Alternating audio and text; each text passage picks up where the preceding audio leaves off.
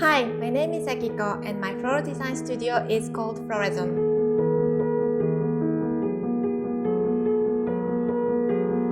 Over the past 6 years, I've welcomed more than 500 students to my Paris studio, and I've also traveled to China, Korea, Japan to teach destination workshops. I've seen different flower markets, different environments, and I've noticed despite all of their differences, the struggles for a florist are often similar. In this course, I'll share what I've learned through my floral journey. The course consists of 3 parts: a flower market in Paris, Bouquet class, and a Centerpiece class.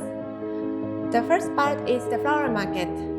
Here, I'll share how I choose my flowers and how you can apply the same technique at your own local flower market.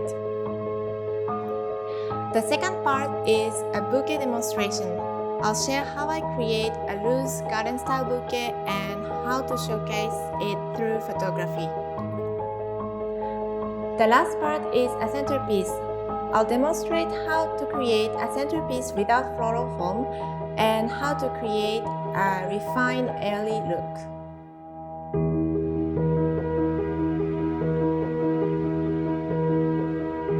Welcome to my online class.